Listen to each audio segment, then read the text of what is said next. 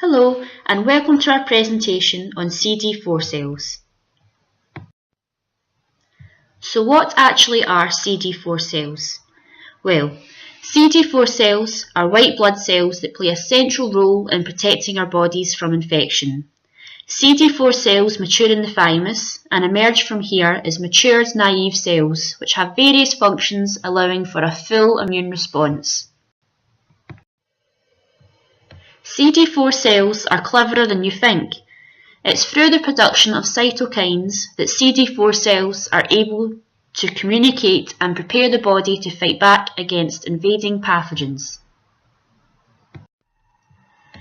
CD4 cells have various roles within the overall function of inducing immune responses.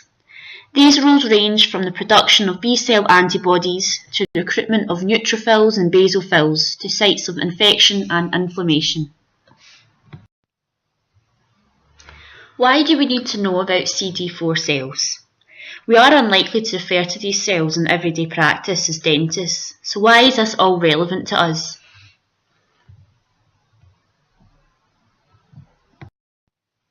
Well, in practice, you may find a group of patients we treat are very familiar with the terms CD4 count and viral load. And although it all sounds confusing, these are very important tests which are highly relevant in the management of HIV. So what actually is a CD4 count? Well, it is a laboratory test that indicates how well your immune system is functioning. This is particularly useful in patients with HIV and is one of two measurements used to assess the disease severity in those infected individuals, the other being the HIV viral load. Patients with a compromised immune system, such as HIV patients, may show oral manifestation of the condition, such as oral hairy leukoplakia, which is a white patch on the side of the tongue with a hairy appearance.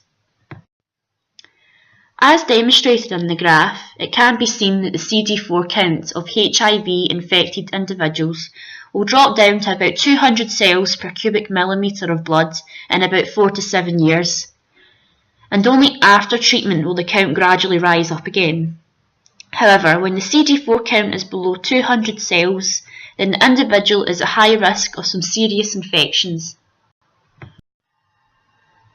Kaposi's sarcoma is an example of one of these infections and is considered an AIDS-defining condition. This can be seen as lesions in the skin and mucous membranes lining the mouth, nose and throat that typically have a purple appearance. Here is an infection called linear gingival arrhythmia, which is a periodontal disorder often associated with HIV. In simple terms, it is considered a HIV-associated gingivitis.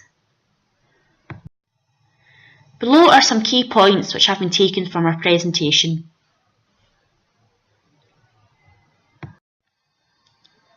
Thanks for watching our presentation. We hope this PowerPoint was useful, and if there are any questions then feel free to ask myself, Caitlin Hay or Grace Collins. We would be happy to help.